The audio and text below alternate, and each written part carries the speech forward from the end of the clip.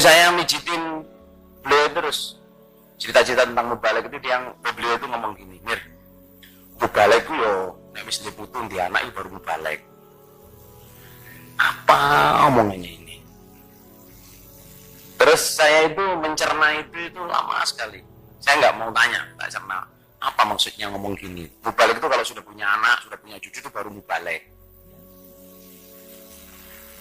Tuh lama-lama terus beliau itu ngomong lagi. Kalau mau jadi mubalek, Mir, masih bujang, biasa. Tapi kalau sudah menikah, sudah punya cucu, sudah punya kerjaan bagus, tetap jadi mubalek, baru itu mubalek. Oh, ngono takarepe. Tapi kata-kata pertama cuman mubalek itu ya kalau sudah punya anak, udah punya cucu itu baru mubalek. Apa maksudnya? Artinya menasihati saya supaya tetap jadi mubalek. Nah, itu nggak pernah dikeluarin. Dan banyak, termasuk dasar-dasar ibadah ini saya jamaah dialog. Jadi pertanyaannya itu bunyinya gini. Wa ma khalaqatul jinna wal insa illa liya'budun. Saya tidak ciptakan jin dan manusia kecuali supaya menyembah kepada saya. Itu pertanyaan saya lama sekali, saudara. Kenapa kok harus saya tidak cipta jin dan manusia kecuali supaya menyembah kepada saya. Maksudnya apa gitu loh? Menyembah kepada Allah itu apa, orangnya ya hidup dia harus sholat terus gitu apa? Posisinya di mana? Wa ma khalaqtul jinna wal insa liya'budun itu di mana posisinya? Tapi kalau ini pengaruh saya kuat dari Mbak Juri nasihat ini. Ternyata saudara jawabnya itu Allah menfirmankan itu ada kronologinya. Saya tidak cipta jin dan manusia kecuali supaya menyembah kepada saya. Itu ada kronologinya. Kronologinya itu gini. Jadi ini keadilan Allah, saudara. Allah itu membuat surga, membuat neraka. Dilala yang menjadi penghuni surga itu oleh Allah dikabar itu manusia dan jin. Bukan malaikat. Malaikat sama-sama makhluknya Allah. Malaikat itu di surga malah pelayan. Di neraka juga pelayan. Nah, tapi kok manusia dan jin yang dikadari Allah dicipta menjadi penghuni surga, tapi disediain neraka. Jadi ada namanya Emir Ruzikiani, kapling di surga ada, Emir Ruzikiani kapling di neraka ada. Kok dilala kok manusia dan jin gitu loh. Nah terus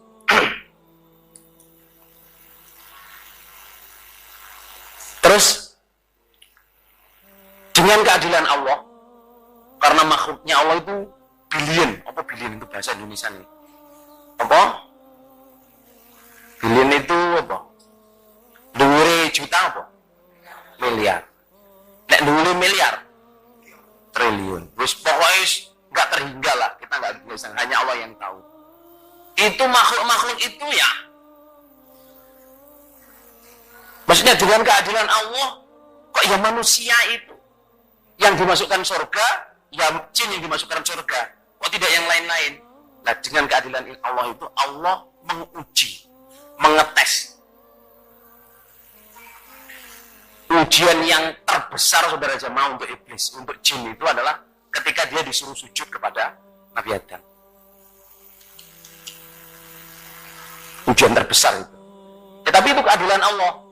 Ada yang ibu suarga saya tak uji nih, saya tak tahu. Soalnya surga itu ya hanya untuk orang yang taat kepada Allah.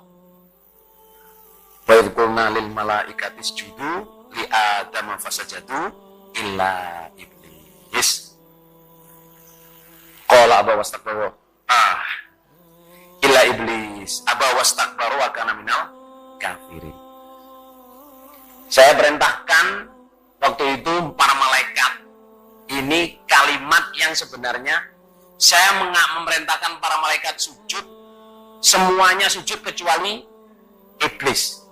Sebenarnya dari kalimat itu sebenarnya Allah memerintah malaikat dan jin untuk sujud kepada Nabi Adam. Tapi, saya memerintahkan malaikat untuk sujud kepada Nabi Adam. Mereka sujud, yang tidak mau sujud iblis. Ayat ini saudara jamaah berarti iblis itu bukan kok malaikat, bukan. Iblis itu asalnya jin. Karena tidak mau sujud, Allah menyebut dia iblis. Jadi iblis itu nama julukan. Kalau mau tahu dalilnya iblis itu jin, surat Kahfi ayat 50. Kana minal jinni fafasaqa an amri rabbih. Iblis itu adalah golongan jin yang tidak mau taat kepada Allah, langsung Allah menyebut dia iblis. Kayak asalnya orang biasa, nyuri, nah sebutnya itu pencuri atau maling.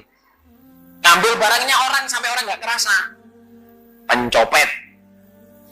Jadi itu makhluknya jin, tapi nama predikatnya iblis. Lah terus Allah tanya, qolama mana aga alla tasjuda id amartu. Iblis, kena opo awakmu itu kok? Kenapa kamu itu saya yang perintah saya suruh sujud ke Adam kok? Kamu nggak mau, itu apa sebabnya? Apa jawabnya? Qala ana khairum minhu khalaqtani min narin wa khalaqtahu min tain. Iblis itu jawabnya, ya Allah, saya nggak mau sujud ke Adam itu, saya kan lebih baik dari Adam. Engkau mencipta Adam dari tanah, saya engkau cipta dari api. Saya engkau cipta dari api, Adam engkau cipta dari tanah. Jemaah, jawaban iblis yang sombong ini, itu oleh iblis akan ditularkan kepada anak Adam semua, termasuk anak Adam yang ada di masjid ini. Kita ini kadang menjadi iblis-iblis kecil tapi dia nggak merasa. Ana khairum min khalaqtani min nari wa khalaqtahu min tin. Yang masuk masjid, ibu-ibu, mohon maaf ibu-ibu, jangan niru iblis. Orang itu masuk neraka itu ya gara-gara niru iblis itu. Suruh taat ke suaminya. Yang kerja saya kok, yang berpenghasilan saya, yang rambut saya. Suami saya itu gombleng hidupnya dengan saya. Well, itu urusan kamu. Tapi urusannya kepada Allah, perempuan harus taat kepada suami. Kadang susah menerima, saudara jamaah. Saudara jamaah, iblis ini Masya Allah saudara, pengaruhnya kuat sekali. Kadang kita meniru kelakuannya iblis, kita nggak terasa. Okay? Jangan melupakan diri sampean, saudara jemaah, bahwa sampean ingin masuk surga. Jangan ditiru iblis. Kalau ingin masuk surga, biar orang itu lebih rendah dari kita menurut mata kita. Kalau Nabi bilang walau abdan habasian, harus ditaati. Jangan menghormati orangnya, menghormati dakwaannya itu loh. Jemaah, ya. Oke, enak ya. Kertas putih ya nih. Oke.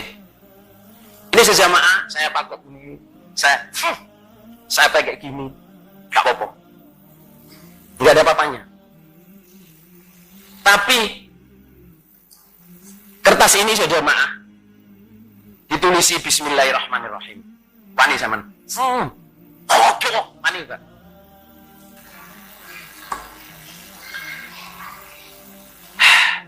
Lah, bes. Iblis saudara jemaah, dia habis itu terus Allah bilang gini, wa inna alaika laknati ila yaumiddin. Kamu hari ini akan saya laknati sampai hari kiamat. Kalau Mbak Judi menerangkan itu ada beberapa keterangan ya. Kalau Mbak Judi menerangkan itu, awakmu saiki tak siksa nganti dino kiamat.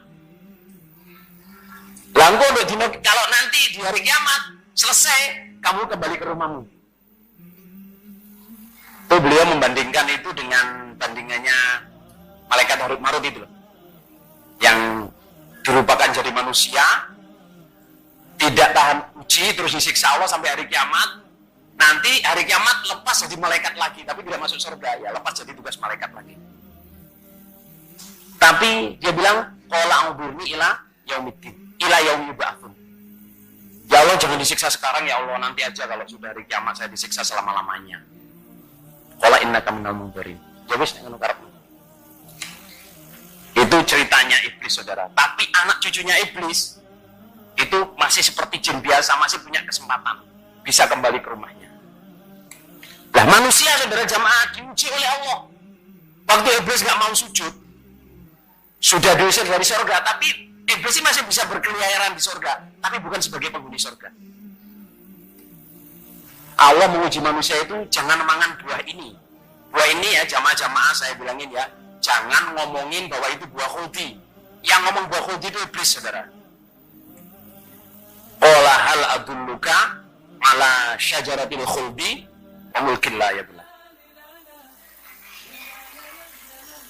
Jadi iblis itu Nabi Adam ya, diuji oleh Allah, jangan makan buah ini, kamu akan keluar dari surga. Tapi iblis, saudara jamaah, mengaruhinya. Itu dicontoh manusia-manusia zaman sekarang sampai hari kiamat. Iblis itu ngomong ya, kalau di sarahnya itu iblis itu ngomong, saya ini 2000 tahun di surga. Saya tahu rahasianya Allah. Allah ngasih kamu surga ini setengah hati. Rahasianya jadi buah ini. Kalau kamu makan buah ini, kamu gak akan bisa diusir oleh Allah. Secara jarabil khuldi dia bilang. Tapi kalau kamu gak makan, anytime, sewaktu-waktu Allah akan mengusir kamu. Hari-hari dia ngomong gitu, saudara. Jadi omongannya dibalik. Allah ngomong, kamu kalau makan buah ini, kamu akan rusak. Kamu akan keluar dari surga. Tapi iblis dibalik omongnya, kalau kamu makan buah ini, kamu akan kekal di surga dengan segala argumennya. Saya 2000 tahun di surga ini. Saya tahu rahasia surga. Saya tahu juga Allah ngasih saya itu surga setengah hati. Sama dengan kamu. Rahasianya ada di buah ini loh. Tiap hari digituin, saudara. Akhirnya makan, keluar dari surga. Saking inginnya tinggal di surga, sampai keluar dari surga. Wis. Terus gini,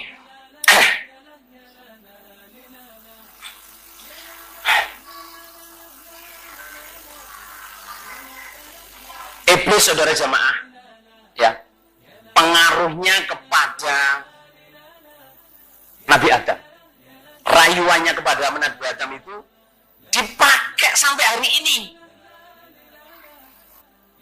So jamaah, perbedaannya iblis ini prinsip sekali ya.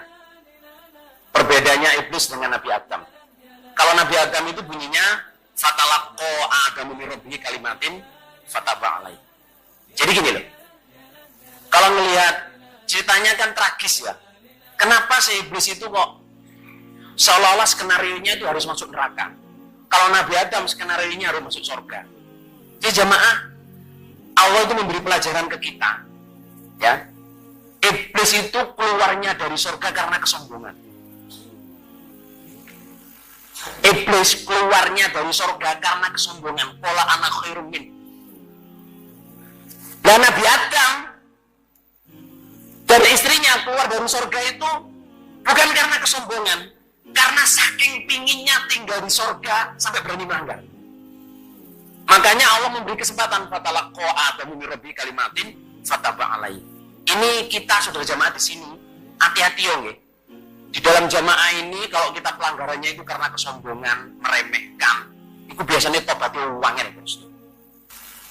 Jadi jamaah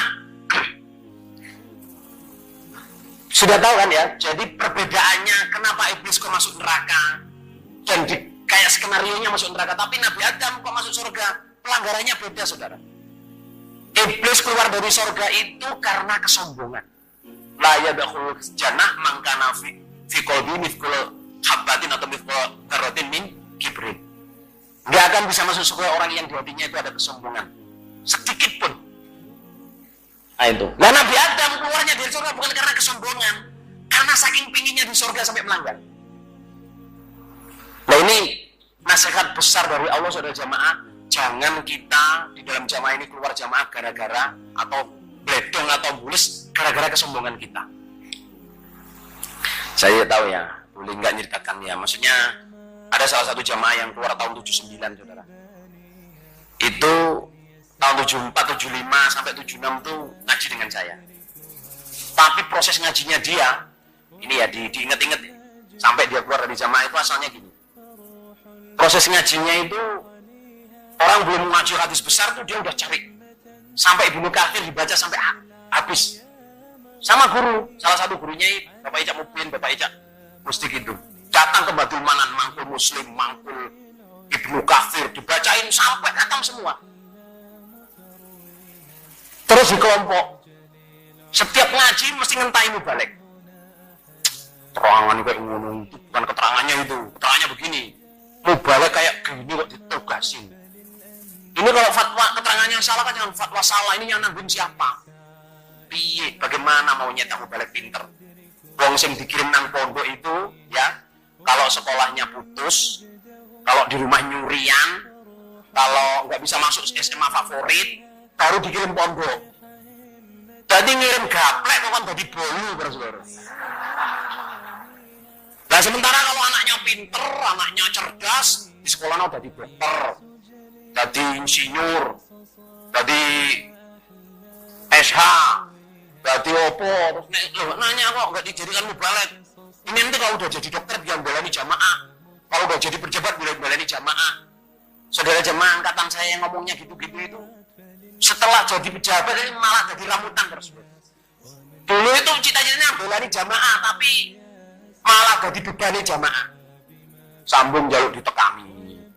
Saya kan Kapolsek, saya kan Kapolres.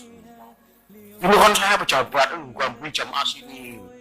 Tapi gak tahu sambung. Ini kan jabatan ini lebih penting. Jadi kalau bisa saya disambung di rumah lah. Diparani nulis gak metu ini balik kayak uang nagih hutang. Jangur. Saya ngelihat sendiri nih selama tugas saya itu seperti itu, melihat itu, masya Allah. Kalau adik saya Abdurrahman almarhum itu balas gak seneng. Belas. Dari yang selalu jadi jamaah biasa, jadi wong sugih boleh kayak ngono. Dalilnya Allah Abdurrahman itu keras saudara. Wa ma alaika alaya zakat. Ngeramut yang ada aja susah apa? Kelalaan. Ngapain ngeramut orang gitu? Lama itu gak jamaah, itu jamaah gak bakal bubar saudara. Rumah ini sama-sama sing pinter-pinter sing pejabat ini gak usah ngalam-ngalam terus lho. Nggih. Sama ngalih jamaah tetap jalan terus lho.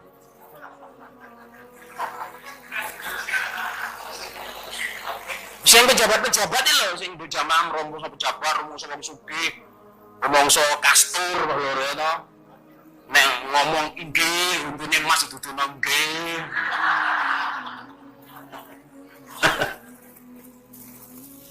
Terus di jamaah itu jaluk si disambung gaji Allah sama kalau Abdurrahman itu dalilnya pokoknya wa ma alaika alayat zakat Mas ngono iku masih ke jamaah gak bakal bubar.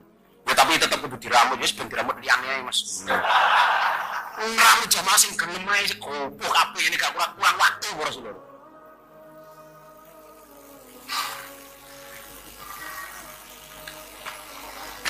Ya sing kenekan gak usah mangkel Rasulullah biasa. Panjenengan dikenei Rasulullah to. Aku ya gak dilapori sapa-sapa Rasulullah. Ngono itu sudah di mana-mana ada Qur'annya ada ya Rasulullah. Qur'ane enek Rasulullah. Bismillah. Alhamdulillah.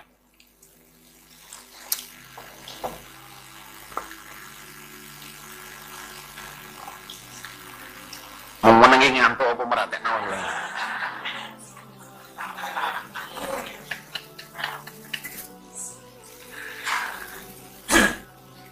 Alhamdulillah jazakumullah khairan. Jamaah. Balik mana nih yang saya ceritain yang keluar dari jamaah tadi itu. Akhirnya keluar saudara jamaah. Karena apa? Sombong, istihza kepada jamaah. ngremehno. Rumangsa pinter dhewe. Nanten. Wis, kok iso sampai waduh berseluruh. Balik mana ya? Balik mana? Sejamaah setelah iblis dan Nabi Adam itu jin sak grupnya dan Nabi Adam keluar dari surga itu akhirnya Allah mengusir. Ini sudah jadi skenario-nya Allah saudara ya. Dan saya ceritain supaya sampean ngikuti gitu loh. Akhirnya Allah mengusir jin dan manusia itu dari langit sana ke dunia. Qulnah bitu minha jami'a. Tapi Allah ngumumin, fa imma ya'tiyannakum minni hudan faman tabi'a hudaya fala khaufun 'alaihim wa lahum yahzanun.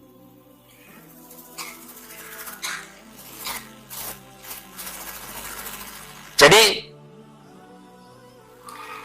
Allah ngomong kepada manusia dan jin waktu, hei kamu, saya usir ke dunia.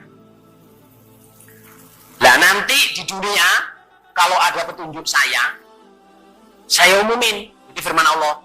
Siapa saja yang bisa mengikuti petunjuk itu, dia akan masuk surga. Gak usah takut, gak usah khawatir, akan kembali ke rumahnya yang asli. Jadi ibu dan bapak-bapak, rumah kita yang asli itu adalah surga. Kita ini penghuni surga asalnya, saudara jemaah. Nah, kita ditaruh di dunia ini oleh Allah untuk dilihat.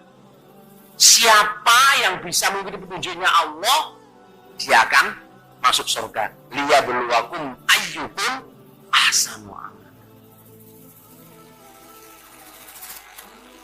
Jadi saudara jemaah, dunia ini kalau bahasa kerennya, ada hadisnya ada nih saudara jemaah. Bahasa kerennya itu dunia ini adalah correction center. Lembaga pemasyarakatan surga bagi orang iman. Dunia ini. Bahasa kerennya itu lembaga pemasyarakatan surga. Dunia adalah penjara bagi orang iman. Di penjara untuk diperbaiki kelakuannya. Coba penjara itu saudara. Penjara itu kalau bahasa Inggrisnya itu correction center. Asalnya manusia biasa. Terus kelakuannya jelek. Dimasukin di penjara. Namanya bukan penjara tapi lembaga pemasyarakatan. Diajarin supaya jadi orang baik, gini. 5 tahun. Asalnya, kok baik? Dikasih diskon, remisi 6 bulan, 3 bulan, 4 bulan. Akhirnya asalnya 5 tahun bisa jadi 3 tahun dikeluarin. Kita ini saja oleh Allah taruh di dunia ini sebenarnya aslinya diperbaiki. Supaya kita ini punya akhlak seperti akhlaknya ahli surga. Innama bu'ithtu liutammima makarimal akhlak. Liutammima sholihal akhlak. Saya ini diutus untuk menyempurnakan baiknya budi pekerti. Jadi ya jamaah, kalau sampean mau tahu jawabnya saudara jamaah ya, kenapa kita harus ibadah? Ibadah itu saudara jamaah ya. Ini jawab yang paling menurut saya paling harus garis bawahi ya. Ibadah itu sebenarnya adalah alatnya Allah untuk membentuk kita menjadi manusia yang baik lahir dan batin. Supaya bisa masuk surga sama dari neraka.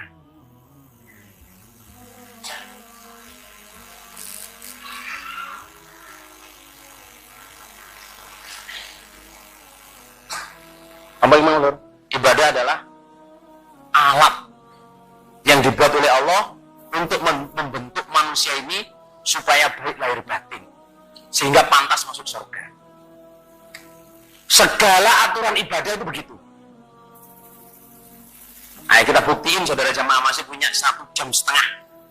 Kira-kira kuat gitu baru 1,5 jam gitu. Kalau kemarin kekuatan kepada kita semua. Saya ini sebenarnya udah ngomong untuk priang saudara, tapi insya Allah masih bertahan sampai besok masih bertahan insya Allah. Nonton ya? Hah? Oh iya, diajak pusal. Tenang aja, itu urusan lain itu saudara.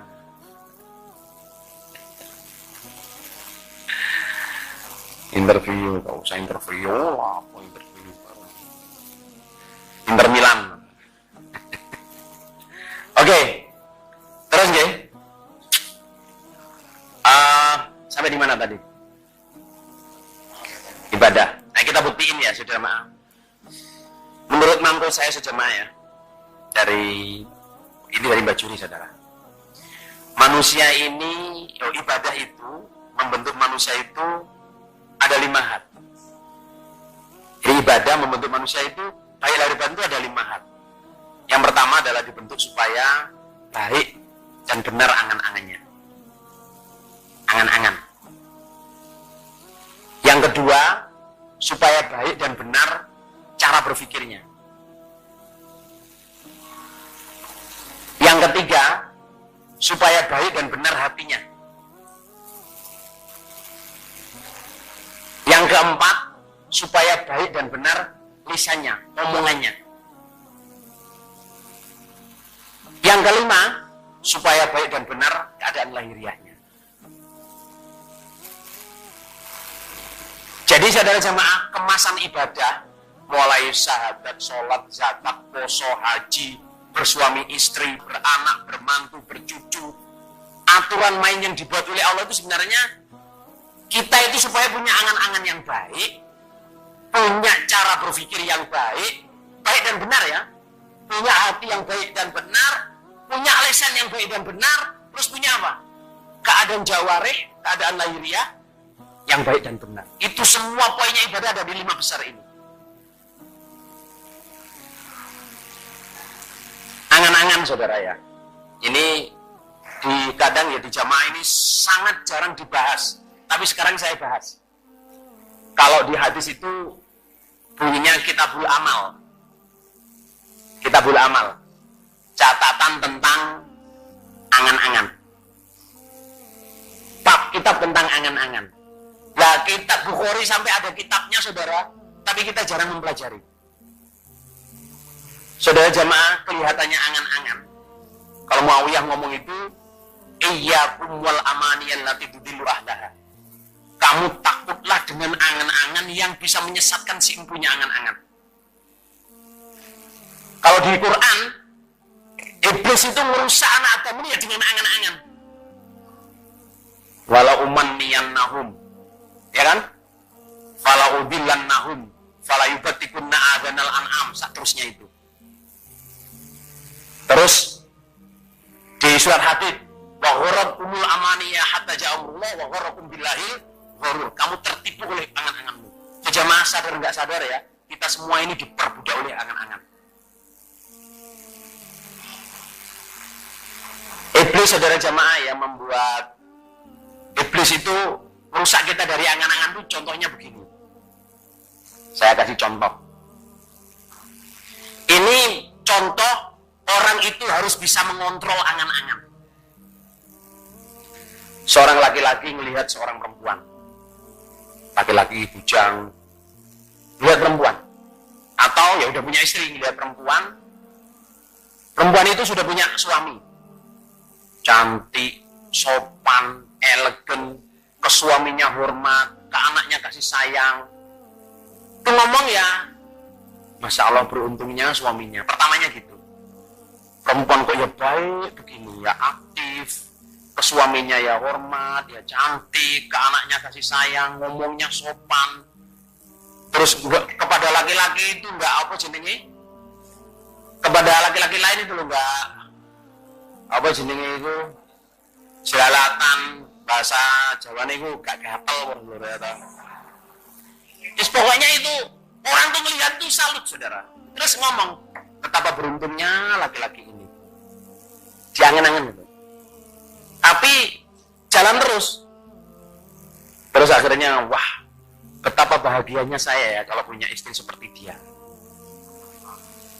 Tuh, kalau nggak dikontrol ini udah mulai bahaya saudara. Terus, wah, seandainya dia jadi milik saya bagaimana ya?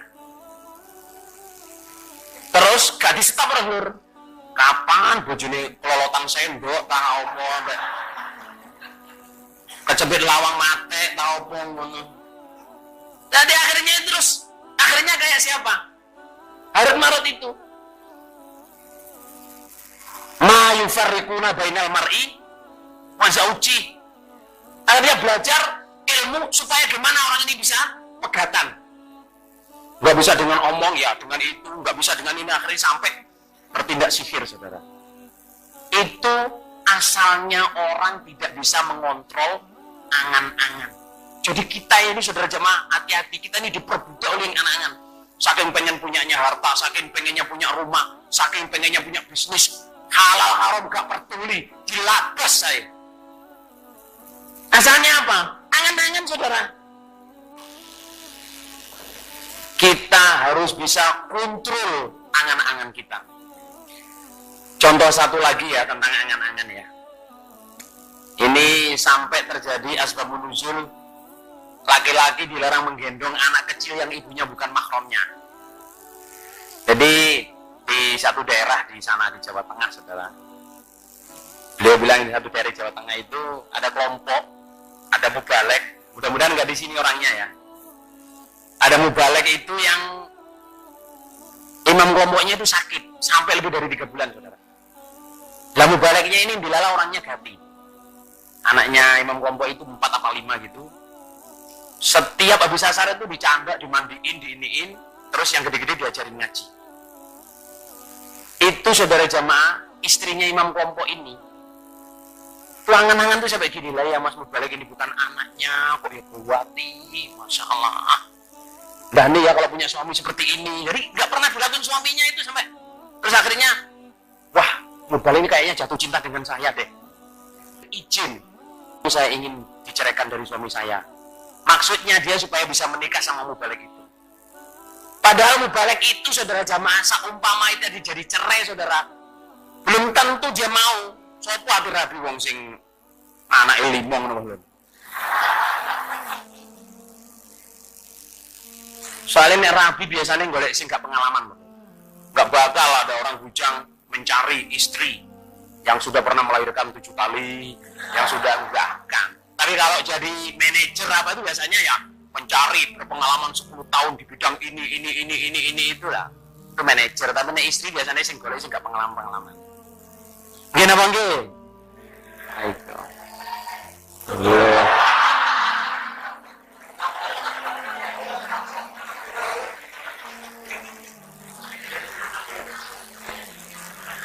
Ngene iku nyemoni supaya ndang bunga mengantuk.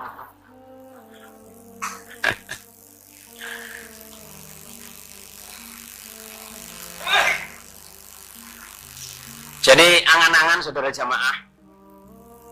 Sampai kalau Muawiyah itu ngomong ya, iyyakum wal amani allati tudilu ahla, itu aslinya in general angan-angan itu kamu harus takut dengan angan-angan. Makanya saudara jamaah, Allah ya toh juga ngontrol kita punya pikiran yang baik. Jadi cara berpikir yang baik. Jadi dari angan-angan jadi pikiran. Cara logika yang baik itu gini. Gimana sih logika yang baik itu? Kalau definisinya saudara, berlogika yang baik maksudnya itu kita harus bisa mengalahkan logika kita dengan kebenaran Quran hadis. Itu toh sebenarnya sedikit. Kalahkan logikamu dengan dalil Quran hadis. Sing gak nyaut-nyaut sama ngrungokno ae terus. Kalahkan logikamu dengan dalil Quran hadis. Saudara ya, logika itu contohnya gini loh. Bagi waris itu loh. Bagi waris itu kan kalau orang suka logika saudara. Lah ya ibu sing rambut sampai gede kok oleh 1/6. Kalau punya anak. Lah anaknya laki-laki kok malah separuh. Oh sorry, kalau anak laki-laki malah dapat habis. Kalau perempuan kok dapat separuh. Terus lah ya anak laki-laki kok dapat 2 bagiannya perempuan. Itu kalau kita pakai logikanya manusia sama kita nggak gaduh. Ini kita wis kesel kabeh. Sampun kesel apa dereng? Terus nggih, burung mari.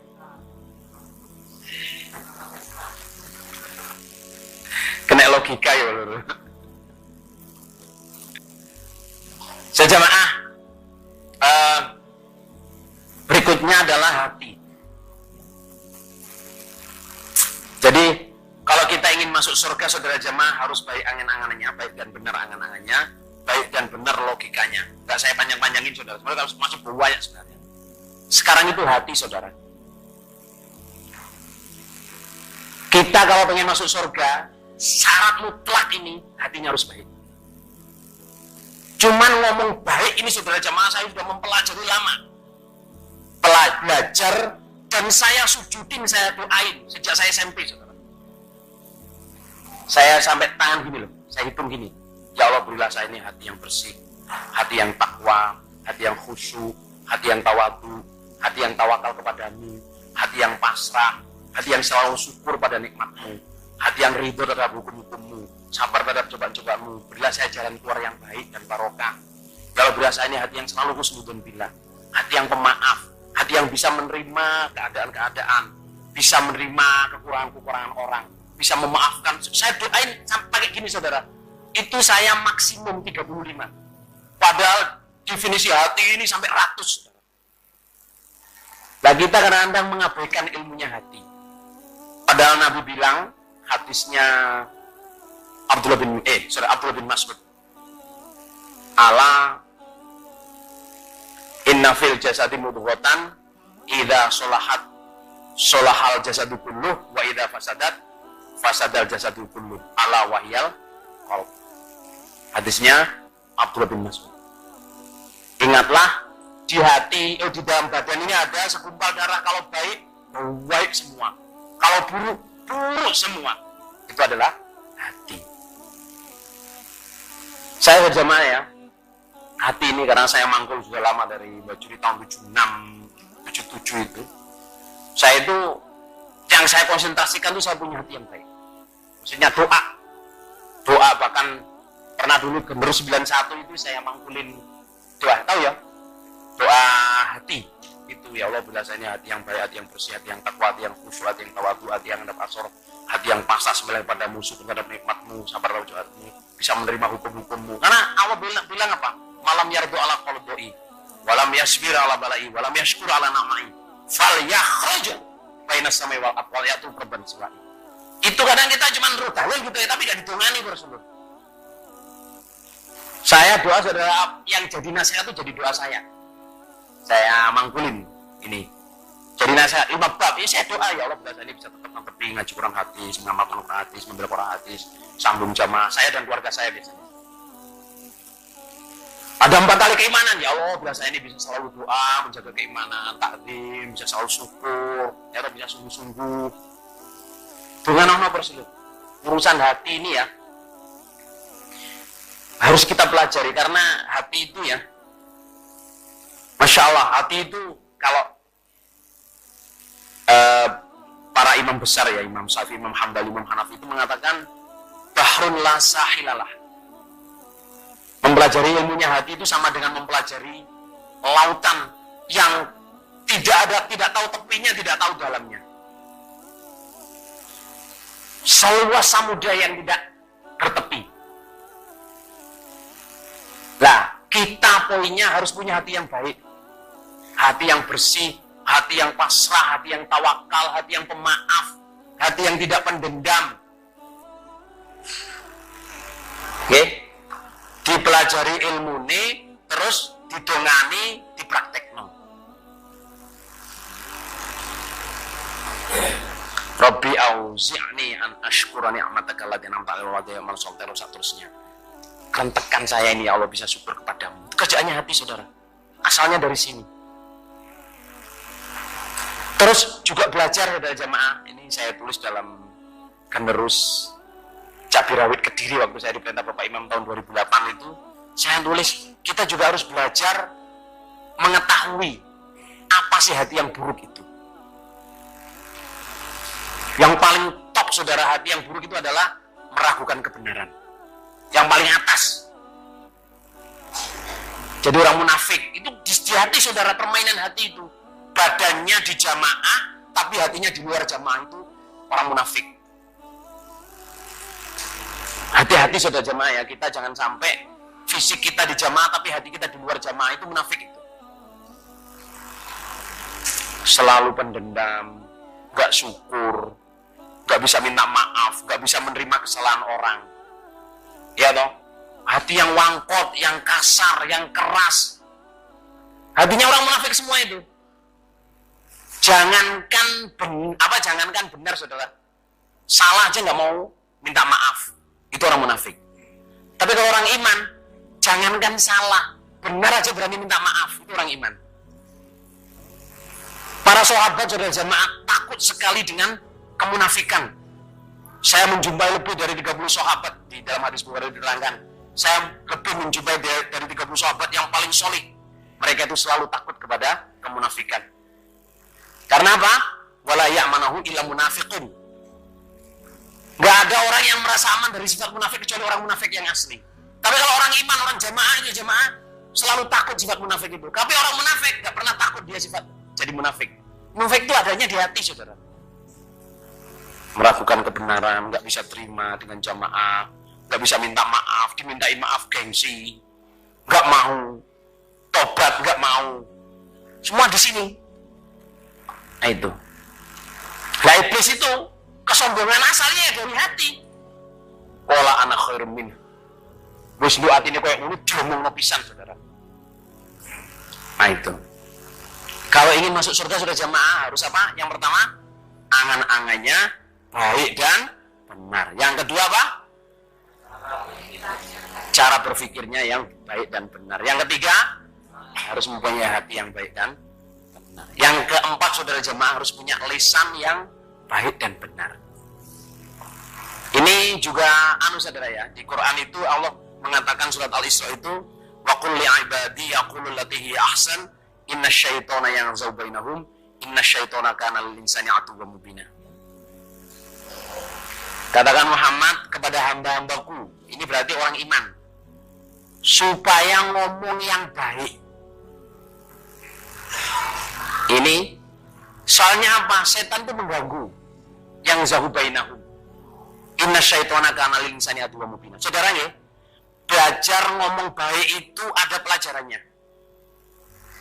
Kalau zaman Bapak Haji Nur Hasan itu sudah jamaah itu very strict. Apa very strict itu? Contoh ya, ngomong baik. Contoh. Saya masih mengalami itu ya. Ada orang beli sarung, harganya insya Allah 2.000 cuman saudara. 2.000 apa 4.000 gitu, 2.000. Itu ngomong gini, itu harganya sarung mau kok wapi men. Iki harganya petangnya gue.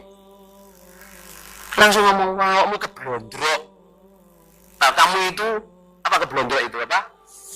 Ketipu, ini kalau beli dengan saya ini dapat 2 ini. Itu oleh Bapak Haji Nur Hasan dipanggil, ngomong bosok mentong. Itu omongan setan itu.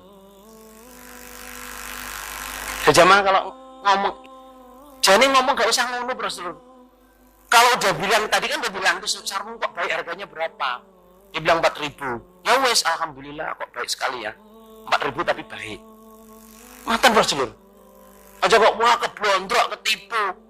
Nah ini kok gak tipu. Itu kalau nanti yang beli itu mangkel saudara, jengkel. Lagi masih 10.000 tak tuku. Kan gitu ya? Dia gak jaluk awakmu, gak jaluk gidalmu misalnya. Orang itu kadang kan seenaknya sendiri kan saudara jamaah. Kita berjamaah hati-hati ngomong, sak ngomong hati-hati yo. Ayo ibu ini ya dirasain ini ya. Ini omongan klasik ini. Ada seorang laki-laki atau suaminya atau keluarganya atau tamu ngomong. Sebenarnya makanan ini enak tapi gosong.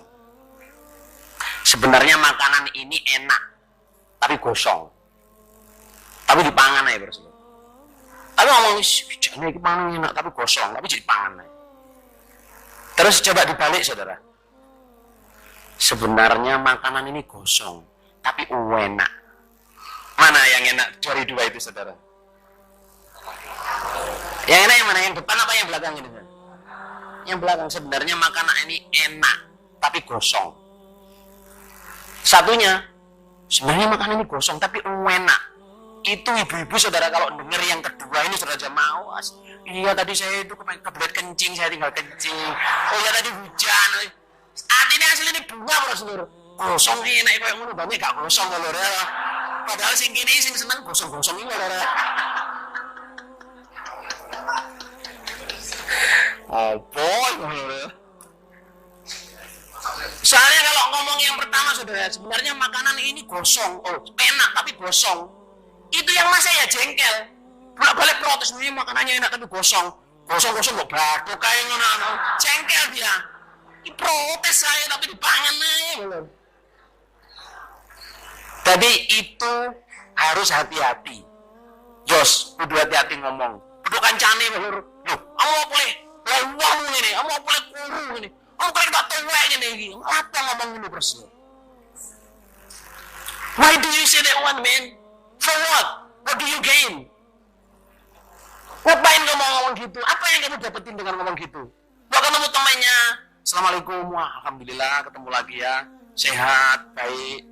Gimana keluarganya, sehat? Itu saudara, ojo, sama boleh tambah tuwek, no. Wes suwe nek tambah umur ku tambah tuwek para seluruh. Tapi apa ya harus ngomongin gitu loh. Terutama ngomong komentar ke ibu-ibu saudara, hati-hati bro saudara. Komentarin kudung, kelambi, baju, kacamata, hati-hati bro. Ya ada mas-mas yang belum rapi, yang sudah rapi, hati-hati komentar. Saya itu pernah jumpa penerobos kelompok nggak disapa jamaahnya gara-gara salah ngomong sampai 3 bulan. Ngomongnya itu gini, mbak, kok nggak pernah kelihatan kemana gitu. Maksudnya itu ya saya sakit ini 3 bulan. Nah maksudnya dia menghibur. Ya sakit tapi kok kelihatan gemuk. Aku mau mangkel waktu tadi ono gemuk mangkel Rasulullah. Tapi ini nggak sadar maksudnya itu sakit kok masih kelihatan seger gitu loh. Tapi ngomongnya katanya sakit kok kelihatan gemuk. Gemuk gak sambung sampai 3 bulan Rasulullah. Soalnya perempuan itu ono gemuk itu mau mangkel Rasulullah. Masih ngomongmu di ono seksi, sawane wae. Sama ini bohong. Tapi seneng. Soalnya perempuan itu dibohongin seneng saudara. Sama tambah wayu, padahal ya kayu baru tambah wayu. Masa sih?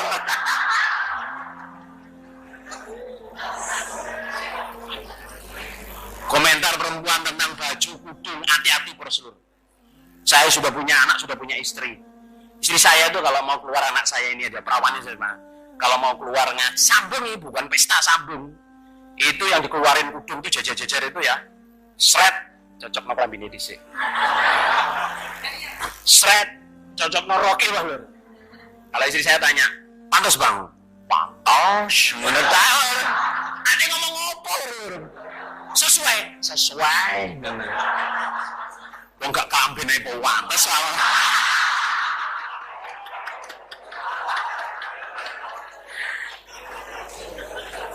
Zaman ya, komentar bajunya perempuan, hati-hati. Mbak koyok setopang, jangan sampai. Jangan sampai ngomong, wah, mbak pantasnya, baiknya, bajunya, wis ngono tok ae terus lho.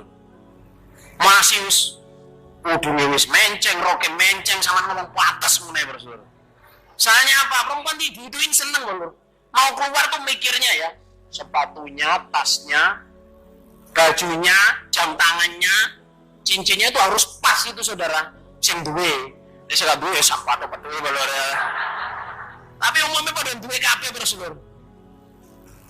Jadi terutama ya kepada keluarga, kepada istri, kepada anak, kepada saudara, jangan gojloki. Perempuan tuh paling nggak bisa digojloki tentang baju. Sedih Rasulullah. Saya ini bersaudara 3 laki-laki. Ini ada adik saya perempuan di sini nih. 3 laki-laki, saya Abdurrahman Kamal. Waktu gede itu sebaya.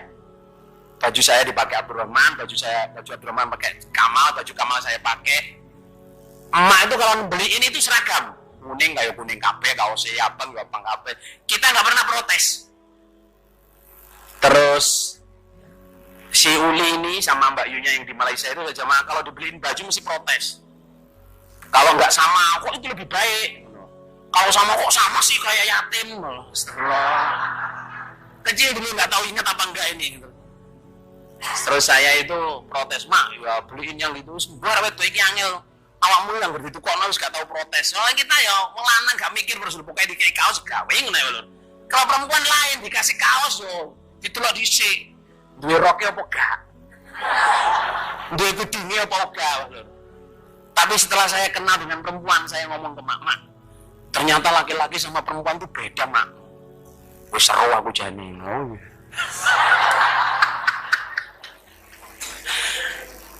Nyaut apa gak ini, Bang? Nyaut apa enggak ini, Ibu? Setelah saya kenal dengan perempuan itu ya, waktu SMA itu saya ngomong, mak, ternyata perempuan sama laki-laki itu beda, mak. Kalau Uli sama Mun itu minta itu ya beda, kan ini laki-laki dikasih apa aja dipakai, kalau perempuan enggak. Sudah tahu saya. Oh, tiba-tiba seru, mak, tiba. Perasaan saya jagoan, saudara, tiba. Seru aku leh. Nanti mak ya mau waksong kayak kelambian aja. Astagfirullahaladzim. Contoh lagi ngomong ya. Ngomong kudu hati-hati bener nggih. Bu, anak sama niku ayu tapi pesek. Coba dibalik ya. Bu, anak sama itu pesek tapi ayu. Enak ndi bro, Lur? Enak ndi, Lur? Sing keri, sing krungu, Lur, nek krungu. Ayu wis langsung nang jeding, Lur. Wah. Padahal sini ya pesek temen, Lur. Sebenarnya anak sampean tuh ireng tapi manis. Dibalik, Lur, sebenarnya anak sampean tuh manis tapi ireng. Wah. Wah, itu salah dorong pemutih di. Jadi ngomong sing hati-hati Bro, nggih. Hati-hati betul dengan perempuan. Lah kita dengan laki-laki juga gitu, apalagi dengan senior, apalagi dengan itu. Jangan ngomong sama anak boleh kata tawek ini sih. Jangan ngomong gitu, Saudara. Enggak baik begitu itu. Wis suwe nek wong umure tambah tuwek. Tapi ngomong alhamdulillah Cak sampean ya. Kalau paling sehat, awet, ya, mudah-mudahan kalau paling tetap jamaah sampai ajal mati, masuk surga sampai di neraka. Semono tok Rasul. Aja camaruk sama nok kulit tambah tuwek wis suwe camaruk diputu Rasul ya. Tuwek wis pancet tapi enggak usah diomongin gitu. Jadi belajarlah ngomong yang baik. Nah, orang Jawa, orang Indonesia ini kadang-kadang senang kalau temannya jengkel. Senangannya gojol-gojolokan. Nah, ada tuh dihilangin, Saudara. Kalau menyakitkan hati itu, kita nggak terasa masuk neraka itu berapa? Sabaina khorifan. Kalau pengen jadi ahli surga harus punya lisan yang baik. Di surga sana nggak ada orang yang ngomongnya jelek. Illa qilan salaman salam.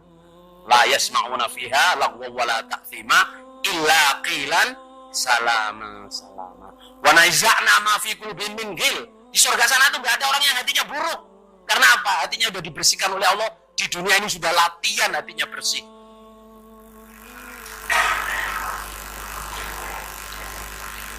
Yang terakhir, saudara jamaah, yang nomor 5 belum buyar ini.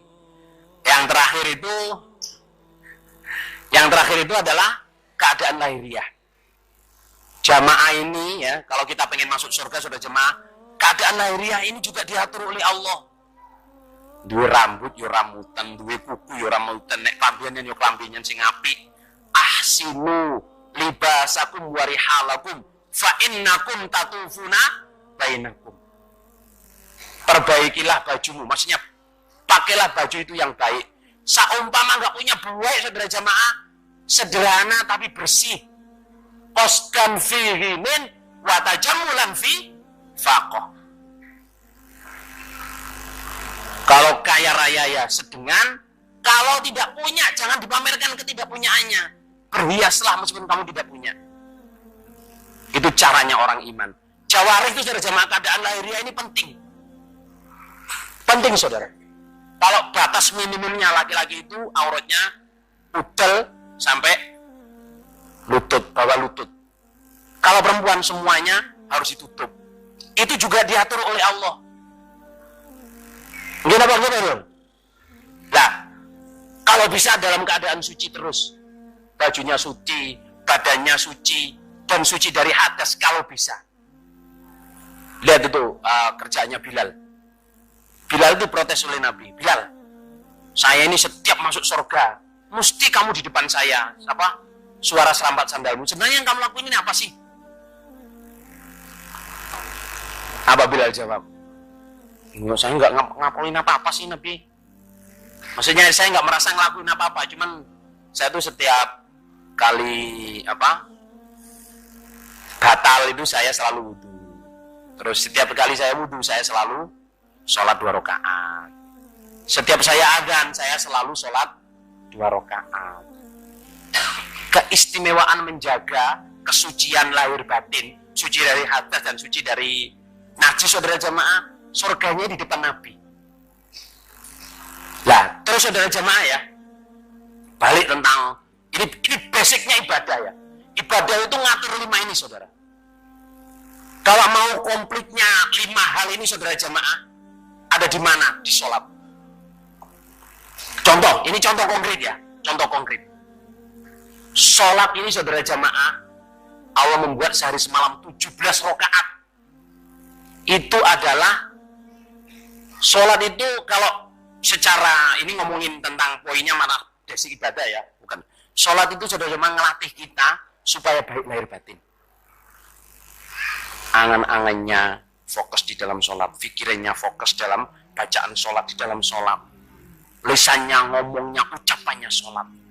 Hatinya karena Allah betul. Fisiknya harus suci. Dirinya harus suci dari hadas, tempatnya harus suci. Kalau sampean mendalami itu saudara jamaah sholat sama nggak sembarangan. Sholat kaosan, bolong pisan, kena cet prosedur. Wala itu nggak sunnah. Khudhu zinatakum 'inda kulli masjid. Firman Allah itu jamaah, nek nang masjid yuk pakaian sing pramono prosedur. Artinya mau sholat itu loh, ini bukan kalau mau sholat berpakaianlah yang baik. Saya meroboh di Korea itu saya jamaah. Saya salut banget. Ini cerita aja ya, di Korea itu di masjid itu dibikinkan rak sama dia itu, rak bagus gitu. Ada baju-baju koko, baju yang bagus-bagus itu sama sarung bagus itu, menyediakan ru'yahnya kalau sholat pakai itu. Ini apa gitu lah? Bukan mas. Ya ini kalau teman-teman kita mau sholat di sini supaya pakaiannya ini bukan pakaian pabrik. Jadi kita siapin pesan dari Indonesia, sarung bagus-bagus saudara. Sama. Jadi kalau ke masjid pakaiannya dilepas terus pakai baju itu untuk supaya bisa sholat. Ini praktek dalil. Well cocok. Dalilnya memang begitu. Nah, saudara jamaah, ya kita ini oleh Allah dicetak, dilatih, ditempa hari-hari saudara. Dengan segala cobaan, dengan ibadah, dengan itu aslinya cuma 5 itu saudara. 5 besar itu. Angan-angan kita supaya jadi baik, pikiran kita supaya jadi baik, hati kita supaya jadi baik, lisannya supaya jadi baik. Terus apa? Keadaan lahiriahnya supaya jadi baik. Nah itu. Contohnya salah satunya sholat. Contoh bersuami istri. Bersuami istri itu saudara jamaah. Ya. Ini insya Allah besok kalau tadi belum saya ini jilid 2 sebenarnya. Bersuami istri itu bentuk ibadah. Angan-angan kita, pikiran kita, hati kita diuji oleh Allah.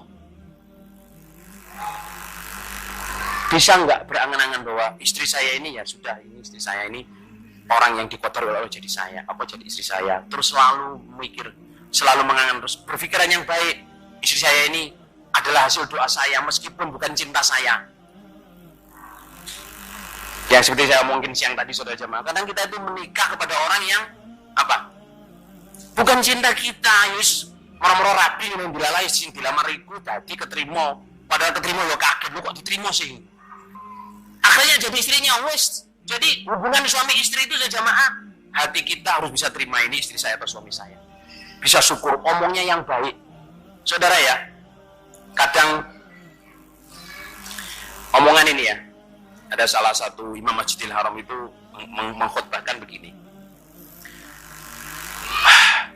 Allah itu perintah kepada Nabi Musa untuk ngomong kepada Firaun itu yang faqula lahuma qawlan layyinan la'allahu yatadzakkaru aw yakhsha.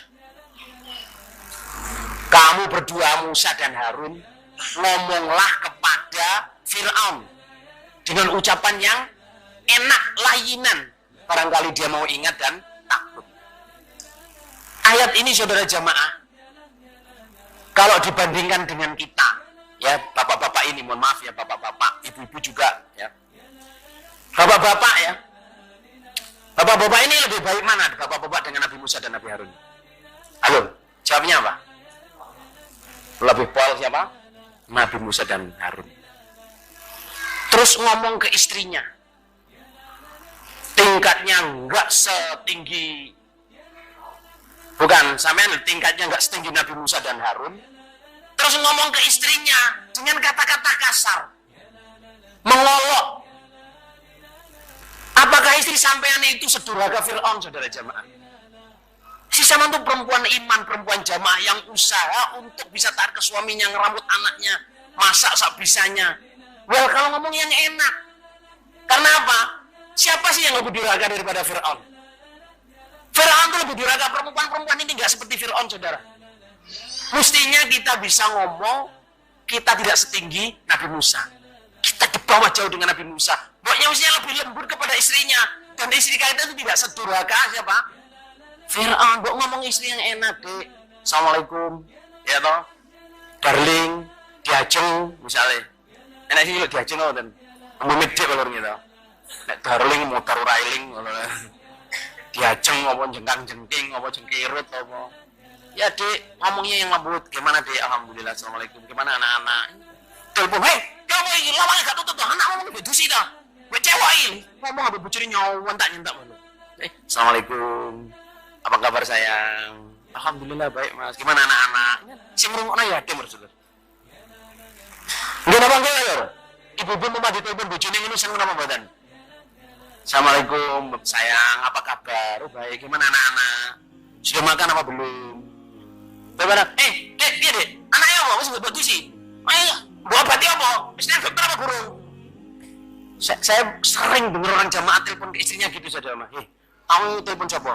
Bujoku cak. Saya mau tak sentak ngono, nek gak tak sentak kau dia. Lah kok seneng dah bojone wedi kok seneng kok. Apa nek wis wedi itu terus jagoan. Podowe. Coba saudara. Allah berfirman apa? Apa? Sing fala tabu alaihinna sabila itu. Fa in ata'nakum fala tabu alaihinna sabila. Innallaha kana aliyan kabira. Jemaah, kalau perempuan udah taat, itu jangan digara-garai. Diomongi, "Dik, aku ayo loh, Dik." Ibu-ibu ya, ibu-ibu dengar kata-kata gitu itu enggak suka, saudara. "Dik, aku ayo loh, Dik." Ibu-ibu ya kalau ada laki-laki yang mau gitu, itu aslinya itu ceketer, laki-laki begitu itu. "Dik, aku ayo loh, Dik." Gak usah takut. Soalnya apa? Biasanya ngono iki asline gawani, pengen godhone tok lur. Tapi enggak boleh. Biasanya sing menang iku lur, gak ngomong langsung ayo ngene lur ya. Hati-hati ambek bojone sing menang. Tapi saya pernah ngomong begitu ke istri saya itu dibantah. Biasanya orang yang ramai itu enggak wayu, yang menang-menang ya enggak, itu Abdurrahman itu, ramai istrinya 3. Ya, mau menang lur ya. Terus pernah juga istri saya itu ngomong, tengok tuh bang, kalau orang wayu, ngomong Melayu saudara, kalau orang wayu itu, wayu bitona itu api dalam sekam itu bang. Hati saya nih, oh berarti bojoki ridho nek wayu terang-terangan. Hati saya, terus saya ngomong gini, lah kalau wayu terang-terangan bagaimana Nisa gitu? Lah kalau wayu terang-terangan itu cari perkara itu bang.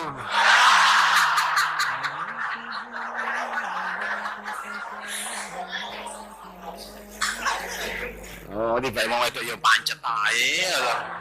Jadi nek bitona itu api dalam sekam tuh, ayo jumpa itu meledak itu bang gitu. Oh, berarti kudu terang-terangan. Berarti terang-terangan pi cari perkara itu bang.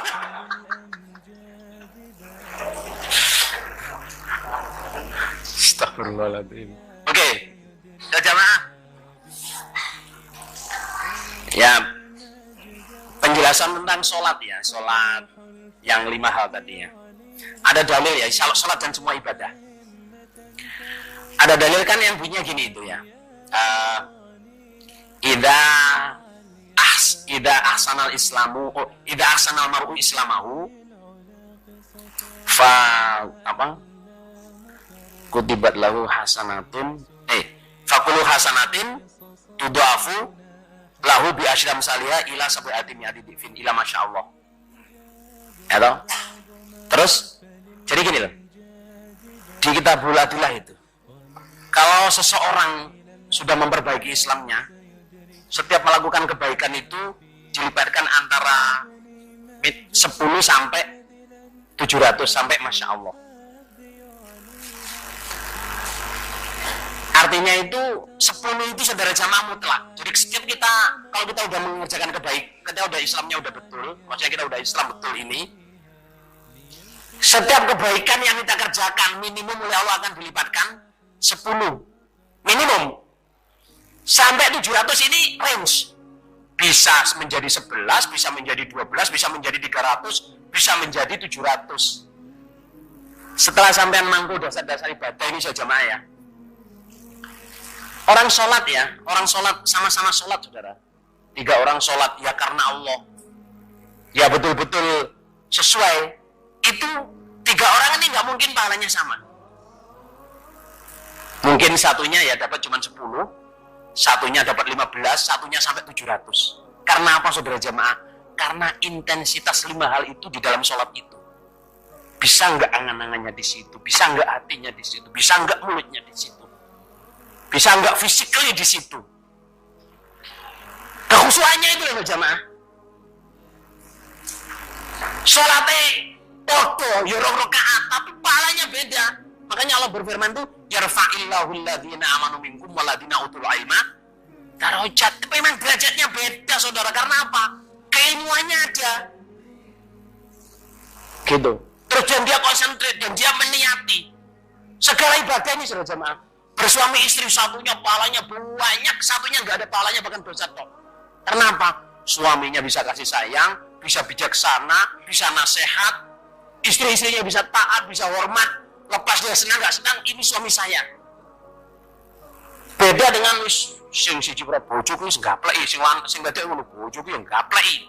Gak timo gapleki ya toh. Apa meringkili lah apa terus. Protes saya terus. Karena apa? Gak punya ini. Suami istri itu jamaah ujian kita. Wajalna ba'dakum li ba'din fitnah atas birun. Semua kita ini jadi cobaan saudara. Ya. Bapak ibu cobaannya anak, anak cobaannya bapak ibu. Saudara menjadi cobaannya saudara. Imam menjadi cobaannya makmum. Makmum itu menjadi cobaannya imam. Mubalek jadi cobaannya imam. Imam jadi cobaannya mubalek. Itu sudah biasa saudara, karena udah jadi firman-Nya Allah. Wa ja'alna ba'dakum li ba'din fitnah atas birun. Beranak itu jamaah di Quran itu ujian hati. Ya kan? Ada orang itu punya anak perempuan. Matang kedua perempuan lagi. Pertama alhamdulillah punya anak perempuan. Padahal pengen laki-laki saudara. Sekapa bos alhamdulillah anakku sehat, cucuku sehat. Matang kedua keluar perempuan lagi saudara. Masalah alhamdulillah kok perempuan ya. Matang lagi, golek lanang. Wis ungkak-ungkik dipotot diopo lho ya. Diringno, dijamuni, di asam basah apa lho ya. Keluar lagi perempuan lagi saudara jamaah, musinya alhamdulillah istri. Innalillahi betul mana ya. Ada orang gitu, padahal yang nggak punya anak itu setiap dengar ada orang melahirkan tuh hatinya miris. Kalau diundang kayak kawan nggak mau datang karena apa? Nggak diberi rezeki anak. Sing duwe anak istirja saudara. Punya anak laki-laki juga gitu, laki dungo jaluk wedok. Gini bang kita ngoten iki. Sing metengan, astagfirullah kok ya meteng sih lho. Salah sandal ayo meteng terus lho. Lah sing kene dipoto, diongkek, dijongker, apa gak meteng-meteng terus lho. Kadang kita juga enggak enak, tapi itu bisa enggak kita bisa nerima qadarnya Allah itu. Jadi kita ini di dunia ini oleh Allah diuji betul. Bisa enggak hati kita baik, bisa enggak lisan kita baik, bisa enggak angan-angan kita baik. Selalu husnul billah, selalu ngomong yang baik. Berperilaku yang baik kepada istrinya, kepada orang tuanya. Takzim. Sejamaah, ini 5 dasar ibadah. Ini yang menjawab kita kenapa kita harus ibadah. Wa ma khalaqtul jinna wal insa illa liya'budun. Kita ini supaya baik lahir batin. supaya pantas masuk surga. Aturan semua saudara jamaah itu di 5 hal ini. Mau haji, mau jamaah, mau bersuami istri, mau zakat, mau puasa, itu sebenarnya kontrol kita. Puasa itu ya jamaah, Masya Allah. Kalau puasa itu pahalanya disimpan oleh Allah, karena puasa itu physically kita harus lapar, mulutnya nggak boleh ngomong gorok, nggak boleh mencela, dan nggak ada orang tahu pun kita harus puasa. Orang bisa puasa itu pahalanya top, saudara. Tapi puasa itu ujian besar bagi kita dari 5 hal ini. Gak oleh angan-angan elek, gak oleh berpikiran sing elek, gak boleh punya hati yang jelek, gak boleh omong yang jelek, gak boleh punya tingkah laku yang jelek. Karena apa, saudara jamaah? Puasa itu ibadah yang bukan hanya lapar, semuanya harus dipuasain. Wa ma khalaqatul jinna wal ins illa liya'budun. Kira-kira ngoten nggih. Jadi kalau bahasa kerennya itu, dunia ini sebenarnya ujian bagi kita, penjara bagi kita, correction center bagi kita, lembaga pemasyarakatan surga bagi orang iman dunia ini. Mulai sekarang saudara jamaah, punyalah angan-angan yang baik dan benar. Okay? Punyalah cara berpikir yang baik dan benar. Punyalah apa? Hati yang baik dan benar. Punyalah lisan yang baik dan benar. Punyalah apa? Keadaan fisik, keadaan hari yang benar. Ini bukan hanya bajunya, saudara. Tingkah laku kita, tindak tanduk kita, jalan di depan orang ya yang santun, ngomong ya yang santun, suaranya jangan ditinggikan. Itu termasuk jawarih. La tarfa'u aswatakum fawqa sautin nabi. Ngomong kepada orang yang dihormati, suaranya direndahin. Ngomong sama bapaknya, rendahkan suaramu. La tarfa'u aswatakum fawqa sautin nabi. Wala ta'jaru inna angkara aswati la sautul hamir. Kembali paling barokah, alhamdulillah jazakumullah khairan. Kalau ada kata-kata yang kurang berkenan, mohon maaf sebesarnya. Alhamdulillah jazakumullah khairan. Dari saya cukupkan. Assalamualaikum warahmatullahi wabarakatuh.